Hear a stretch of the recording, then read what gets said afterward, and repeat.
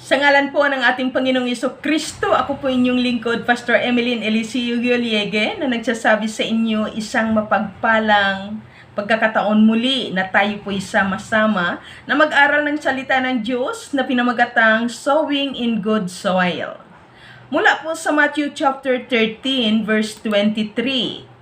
Sabi po sa Matthew chapter 13 verse 23 sa wikang Tagalog, at inilalarawan ng naghasik sa matabang lupa ang mga nakikinig ng salita at nakaunawa nito. Sila'y namumunga, may tig sa 100, may tig-60, at may tig-30.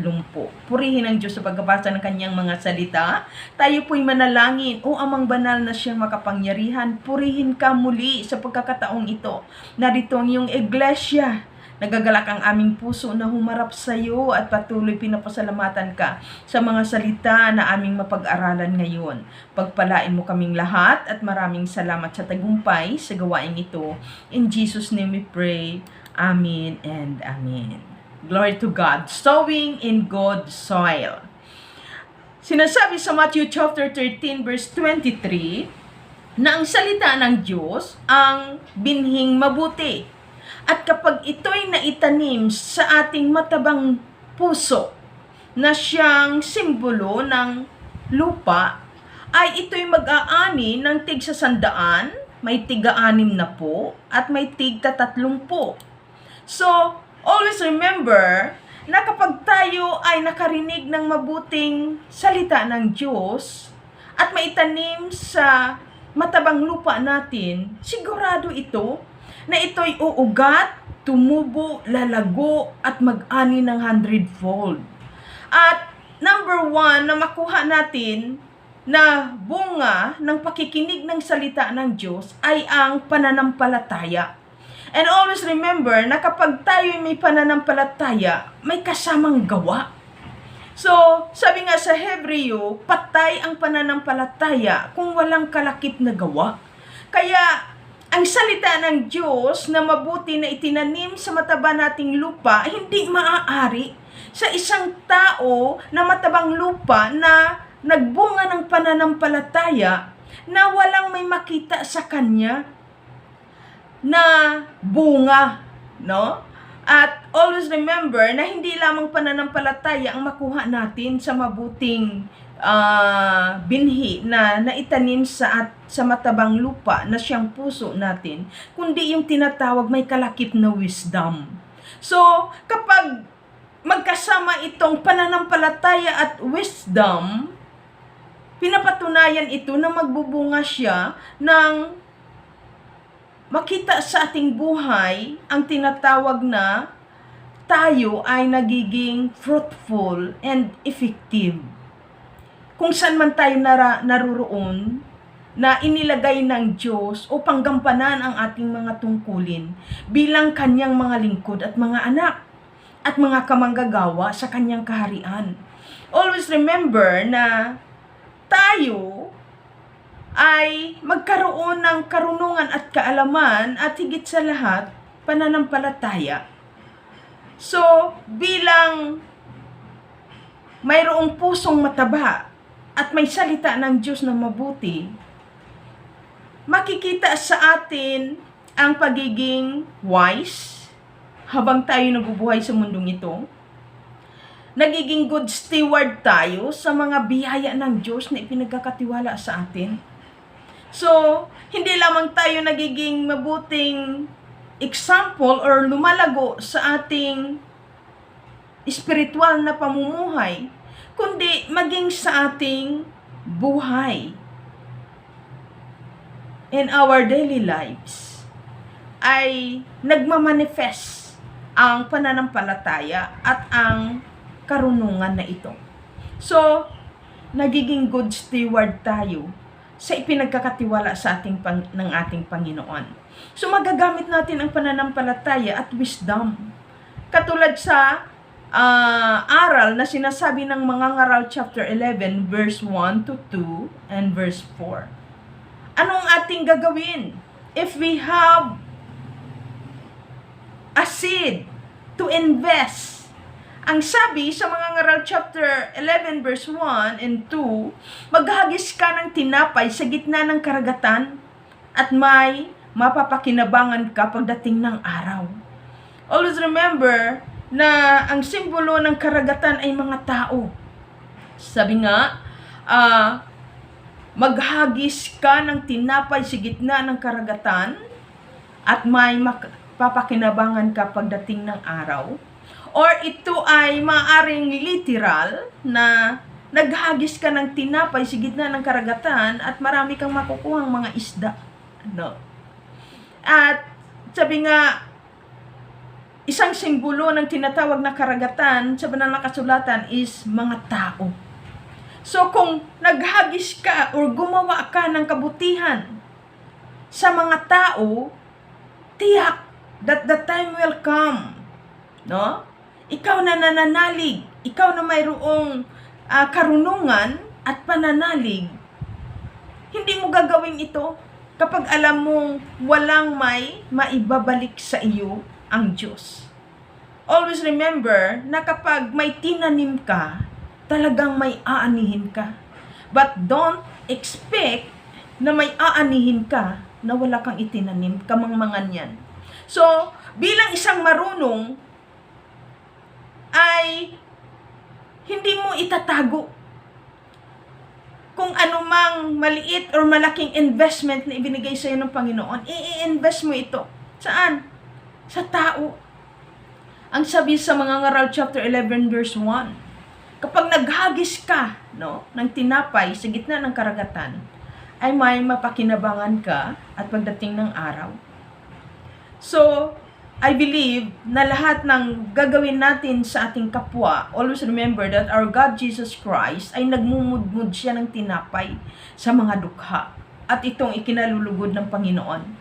At always remember na ang nais ng Panginoon ay magkaroon tayo ng assurance na ang ating taniman ay tunay na matabang lupa. Mamaya ay ating itong i-emphasize, no? But always remember na ang sabi sa verse 2, hatiin sa 7, sa 8 ang kalakal mo, pagkat di mo matitiya kung ano ang kasamaang mangyayari sa mundo.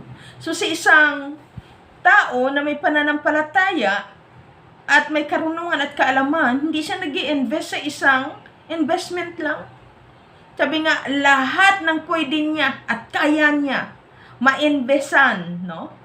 Malagyan ng puhunan, no? Hindi siya matatakot gagawin niya ito. Bakit? Dahil ang sabi ng Panginoon ay hindi natin sure kung alin sa investment mo ang mag-aani ka ng 100-fold. Dahil masama ang mundo. May mga dilubyo, may mga masamang tao, may mga scammer. Kalaban mo ay mga, sabi nga, iba't ibang mga kasamaan na nangyayari sa mundo, no? So, kaya kailangan ay mag-invest ka hanggat kaya mo sa maraming mga bagay na alam mo ay matabang lupa. Dahil kung hindi ka man aani na salanta, no, ng anumang pinuminom or mga na-scam ka man sa isang investment mo o sa anumang mga iba pa na ininbisan mo, no, ng iyong puhunan, ay hindi ka basta-basta ma-put down. Kasi sa ibang na-invest mo, doon ka babawi or aani ng 100-fold kung mayroon ka mang mga businesses na na-put down. Kaya yan yung nais ng Panginoon na magiging wise tayo na may kalakip na pananampalataya. Kung gusto nating mag-ani tayo ng 100-fold at hindi tayo basta-basta malugi. At always remember na sa isang taong may pananampalataya ay nandoon na ang sabi nga sa atin sa verse 4, ang naghihintay sa pagtigil ng hangin ay di kailanman makapaghahasik ng kanyang binhi, at ang nag-aalala sa patak ng ulan ay di makapag-aani. So season or not in season, mag-invest ka. Ikaw na may pananampalataya at may karunungan na mula sa Diyos. At sabi nga, always remember na ang Diyos ang siyang nagbigay sa atin ng binhi at siya ang may kapangyarihang magpalago nito. Kaya huwag kang matakot. Mag-invest. Basta alamin mo lang na ang na-investan mo ay mga matatabang lupa. At make it sure na mabuting binhi din ang iyong itinanim. At matabang lupa ang iyong tinaniman or na-investan, no? Or nagawa ng mabuti. Sabi nga, ang naghihintay sa pagtigil ng hangin ay di kailanman makapaghahasik ng kanyang binhi. Kaya huwag matakot. Kaya, sabi nga ay mayroon tayong tibay at tatag ng pananampalataya at wisdom. So, sa isang tao na nakareceive ng salita ng Diyos na mabuting binhi at mataba ang ating lupa na tinaniman ng mabuting binhi, nagbubunga. Mayroon tayong taglay na inuulit ko, pananampalataya at karunungan. Kaya, hindi ka matatakot sa pagbitiw kung saan nais ng Diyos na ikaw ay mag-invest. But be sure na mag-invest ka ng mabuti at be sure na matabang lupa ang iyong ini-investan or tinataniman, no? Ang nais ng Panginoong Diyos ay magtanim sa mga matatabang lupa dahil hindi natin nalalaman kung saan tayo mag-aani ng 100-fold. Dahil sa kasamaang nangyayari sa mundong ito. Alinman sa mga investment mo ang masalanta sa mga sitwasyong nangyayari sa mundong ito, may iba pang maging daluyan ng pagpapala.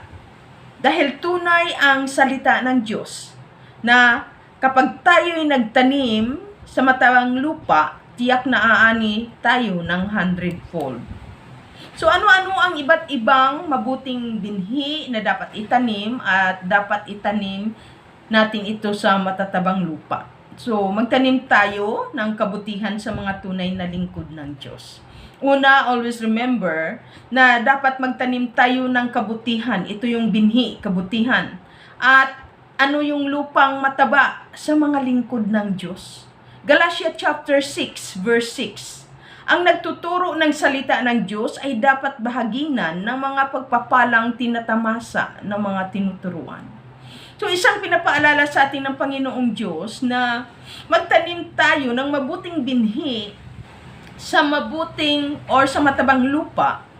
At ito ay isa sa halimbawa sa Galatia chapter 6 verse 6 na ang kabutihang ginagawa ninyo sa mga lingkod ng Diyos, no? Ito man ay kabutihan, ito man ay financial, ito man ay moral support, kung ano man, ang lahat, basta kabutihang ginawa nyo sa mga tunay, sa mga tunay na lingkod ng Diyos.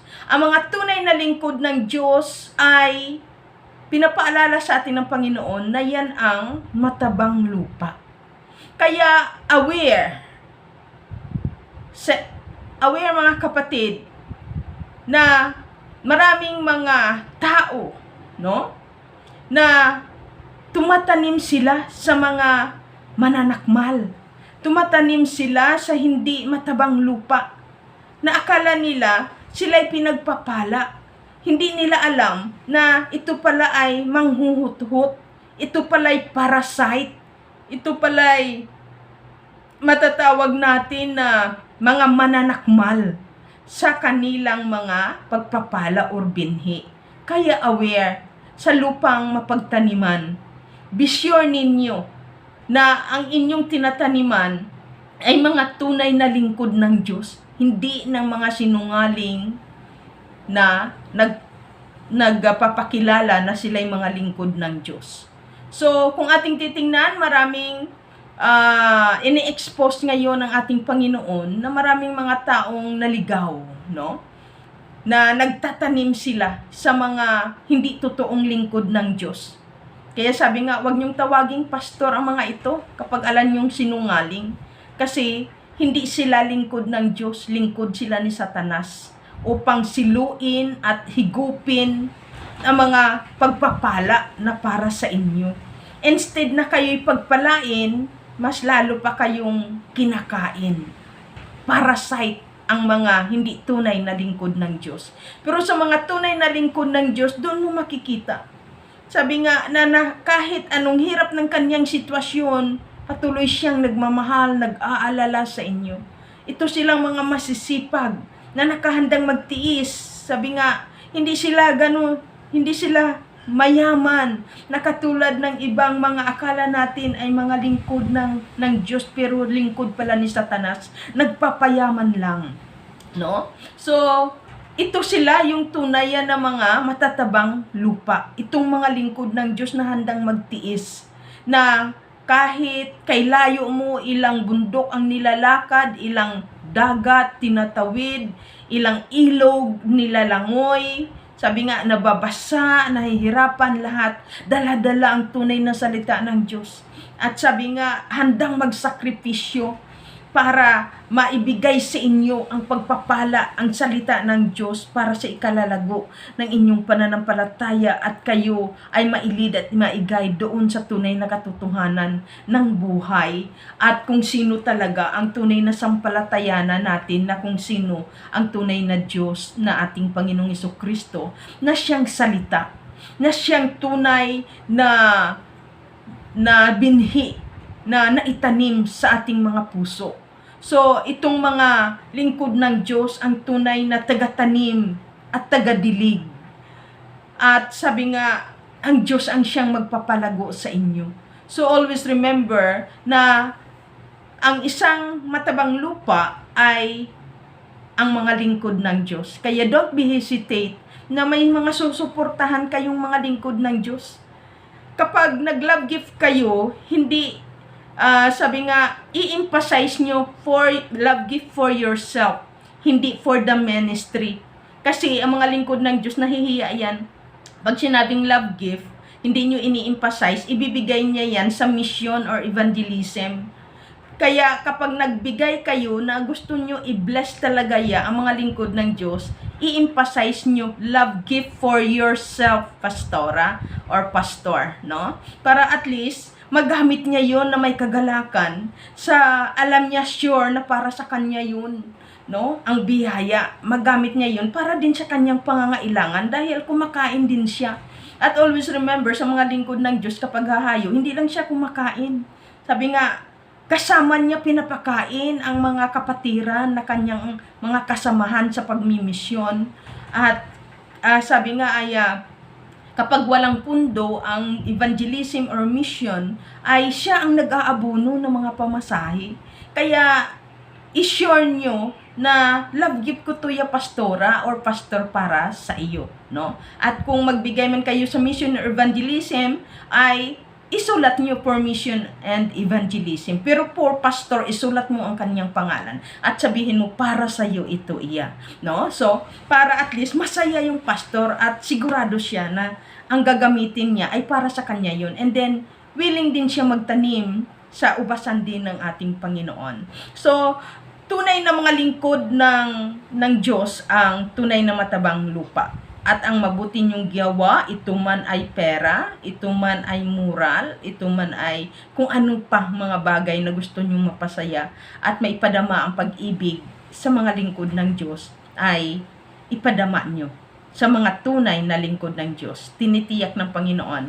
Ang sabi ng Panginoon sa Matthew chapter 10 verse 42, ang sinumang nagbigay sa kahit isang basong tubig na malamig sa isa sa maliit na ito, dahil sa ito'y alagad ko, tinitiyak ko, ang sabi ng Panginoon, the word, tinitiyak ko sa inyong tatanggap siya ng gantimpala.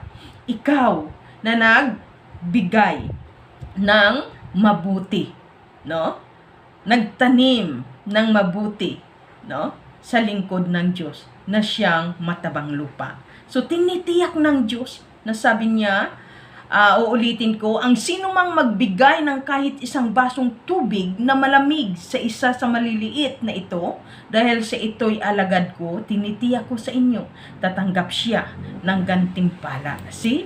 Dahil Pinapatunayan sa Galatia chapter 6 verse 6, review lang, na ang nagtuturo ng salita ng Diyos ay dapat bahaginan ng mga pagpapalang tinatamasa ng mga tinuturuan. So yung inyong mga lingkod ng Diyos na talagang yun ay nananalangin sa inyo, no, lahat sila yung tumutulong sa inyo, sa lahat ng mga problema ninyo, sa lahat ng mga kalungkutan nyo, nandyan sila lagi upang to comfort you. Sabi nga, to pray for you. At alalayan kayo sa mga salita ng Diyos at palakasin ang inyong mga loob. Sila ang tunay na yung bibigyan ninyo, no? Dahil sila ay tunay na mga matatabang lupa, no? Ano pa ang mga matatabang lupa na dapat ay taniman ninyo ng mabuting binhi? Sabi nga, magtanim o tumulong sa mga dukha. Ang mga dukha ay tunay na mga matatabang lupa. Sabi sa Kawikaan chapter 19 verse 17, parang pagpapautang kay Yahweh ang pagtulong sa mahirap, at pagdating ng panahon ay siya ang nagbabayad. Kaya always remember na sa puso ng ating Diyos, nandoon talaga ang kanyang malasakit sa mga dukha. Dahil ang mga dukha, wala talaga silang inaasahan kundi ang ating Panginoon. So kung maiwasan nila, kung ayaw natin na sila'y gumawa ng mga masasama, tulungan natin sila. Huwag nating silang hayaan na makagawa ng masama, no? Kaya minsan itong mga dukha ay matiisin sila Pero minsan gumagawa na lang sila ng masama dahil hindi na matiis ang sakit ng kanilang sikmura na ilang araw na natutulog na gutom. So always remember po na basta tunay na alam natin sila'y mga dukha at walang ibang inaasahan, walang magandang trabaho, or kung nagtatrabaho man sila, alam nating hindi sapat, no? Nagtitinda-tinda lang ng mga kung ano-ano sa kalye na isang kahig, isang tuka. Sabi, don't be hesitate. Sila ay isa sa mga matatabang lupa. At ang sabi ng Panginoon, para kang nagpapautang sa Diyos, nagpapahiram sa Diyos, kapag ikaw ay tumutulong sa mga dukha o mga mahihirap. Jeremiah chapter 22 verse 16, tinulungan niya ang mga dukha at nangangailangan, kaya't pinagpala siya sa lahat ng bagay, pinapatunayan niyang ako'y kanyang nakikilala. So makita natin na ang lingkod ng Diyos, nandoon talaga na ang nais ng Panginoon ay makakatulong sa mga dukha. At tunay na pinagpapala ng Diyos ang kanyang mga lingkod na tumutulong sa mga dukha. So pangatlong dapat nating tulungan na magsisilbing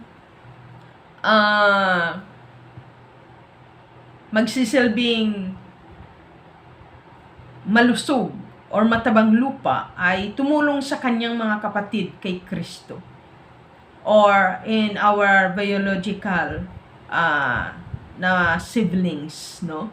So, pero ang napakahalaga din dito ay ang tinatawag na mga kapatid kay Kristo. Sino pa bang magtutulungan? Huwag niyong hayaan ang tumutulong sa mga kapatid kay Kristo ay mga demonyo. Dahil alam natin na ang demonyo, hindi papayag yan na kapag siya'y tumulong, wala siyang kukuning kapalit. Kaya para mailayo ang ating mga kapatid kay Kristo Jesus sa pagkakasala, or hindi sila muli madagit ni Satanas or ng kanyang mga kampo na maibalik sa kadiliman. So, hindi lamang Word of God ang maitulong natin, kundi tulungan natin sila sa kanilang mga pangailangan or anumang mga problema. Support them. Sila ay nagsisilbing mga matatabang lupa dahil malapit sila sa puso ng Diyos. Sino yon? Tayong magkakapatid. 1 John chapter 3 verse 17. Kapag nakita ng sinumang may kaya sa buhay ang kanyang kapatid na nangangailangan at hindi niya ito tinulungan, paano niya masasabing siya umiibig sa Diyos? So anong parang pinapakita dito ng Panginoon? Na ikaw ay born again Christian, alam mo ang sitwasyon ng iyong kapatid na siya ngayon ay nawalan ng trabaho, nandoon siya sa stages na kung saan ay sinusubok ni Satanas, ni Satanas. So, yung mga ganong stages ng ating mga kapatid kay Kristo, ay kailangan nandoon yung ating back upan natin. Lalo na yung mga baguhan pa lang kay Kristo, pagkatapos yung papunta na sa maturity, babakbakin sila ni Satanas sa matinding pagsubok. Kaya dapat nandoon tayong mga lingkod ng Diyos, mga kapatid kay Kristo, na umalalay sa kanila para hindi sila muling maput down at bumalik sa kadiliman. Sabi nga, this is the moment na sa panahong ito, sa season na yon, ay magtanim ka sa kanila. Sila'y matabang lupa. Magtanim ka sa season na kung saan kailangan nila ang backup mo. Kailangan nilang tulong mo bilang kapatid kay Kristo Jesus. Itong minsan pa ay paalala ng Panginoon, 1 John chapter 3 verse 17. Kapag nakita ng sinumang may kaya sa buhay, ang kanyang kapatid na nangangailangan, at hindi niya ito tinulungan, paano niya masasabing siya'y umiibig sa Diyos? You're hypocrites. Kapag nakayanan mo na tingnan lang ang iyong kapatid at malaman mo na lang, ay bumalik na muli doon sa sanlibutan. So nakakalungkot. It's sad, no? Napakalungkot. Sa aming mga pastor, nalulungkot kami sa ganun.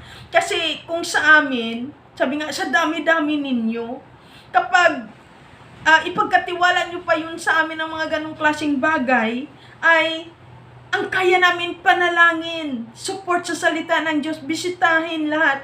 Pero in financial, in kind, hindi na halos namin kaya yan. Kaya tulungan nyo kaming mga lingkod ng Diyos na kapag may mga bagong mga kapatiran at alam nyong pamatured na siya at inaatake na siya ng problema, mag-back up na, magtulungan para mawin natin. Hindi siya bumalik doon sa pagkabagsak sa kadiliman, kundi patuloy malampasan niya ang stages na yun, yung season na yun, na siya inuuga na, sinishikining na siya, at muli siyang inaagaw ng demonyo.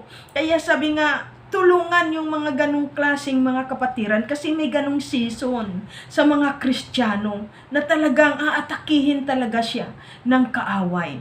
Lalong-lalo na sa mga magkaroon din, mag-commit din ng tinatawag na intercessory, mga intercessors. Kaya laging kapag may intercessors na pumapasok, sinasabi namin, sis, be ready, kasi labanan ito. Sabi nga, talagang ititraining ka dito ng Diyos, but be strong. Kasi kapag pumasok ka ng intercessors, hindi biro talaga ang mga pagsubok. So kaya kailangan nandoon yung support sa panalangin, sa salita ng Diyos, sa pag-alalay, at kung ano pang mga needs niya, suportahan siya para survive siya at makapagpatuloy sa paglilingkod sa ating Panginoon. At sa lahat ng mga lingkod ng Diyos, at sa lahat ng mga baguhan. Kapag may mga baguhan, alalay. At kapag dumating na siya sa stages na yun, sabi nga sa season na yun, na matindi na ang labanan, mas lalong babak-upan natin. Sigurado na ang Diyos ay malugod at matuwa at pagpalain tayo ng Diyos. Dahil sa ganong sitwasyon, yung ating mga kapatiran na sa season na dapat tataniman mo na siya. Back-upan siya sa mga mabubuting gawa, panalangin, salita ng Diyos, support sa mga pangailangan habang siya ay dinadagundong ng bagyo ng mga pagsubok. Kaya assess at that's the season na kay sarap taniman, ang matabang lupa. Ano yun? Mga kapatiran na kung saan ay inaatake ng mga pagsubok sa buhay. Kaya wag lang tumingin. Sabi nga, wag lang sabi na, ay, kawawa naman. Bumalik ulit sa sanlibutan. Ay, born again na sana, bumalik ulit sa sanlibutan. Ang tanong, ba't mo hinayaan? Alam mo naman pala na dinadagundong siya sa problema. Anong ginawa mo? Tumulong ka ba? Upang siya ay makalampas sa baha na yun, sa mga pagsubok na yun, na wag siya muling malunod. So my dear brothers and sisters in Christ, sa atin yan inatang ng Panginoon. So kaya, yan yung season na talagang time na dapat siyang taniman dahil siya'y matabang lupa. The same time, kapwa tayo pagpalain ng Panginoon at malugod siya sa atin. Conclusion. 2 Corinthians chapter 8, 13 to 14. Hindi sa ibig kong managana ang iba at mabigatan naman kayo. Kaya ito yung nais ni Pablo, na tulungan ang mga lingkod ng Diyos, tulungan ang mga dukha, tulungan kasi ang mga dukha na yan ay at saka mga nahihirapan. Pag sabing dukha ay mga wala talagang kakayahan, no? Pinansyal, at yung mga nahihirapan, yan yung may mga mayroon. Pero may mga needs sila na emotional, relationship, spiritual. So, kaya yan yung mga taniman natin, no? Na mga nahihirapan at dukha na yun. At higit sa lahat, mga kapatid kay Kristo Jesus, yan yung mga matatabang lupa na kailanman hindi bibiguin ng Diyos, na kapag magtanim tayo, talagang tutubo, uugat, tutubo, lalago ang ating binhi, at mag-aani ito ng 100-fold, at magpupuri ang lahat sa ating Panginoon. Kaya ang sabi ni Pablo, hindi ibig sabihin kayo na mayroon na tutulong ay mabibigatan, kundi sabi ng Panginoon or ni Pablo sa salita ng Diyos sa verse 14, masagana naman kayo ngayon, marapat lamang na tulungan ninyo ang mga nangangailangan.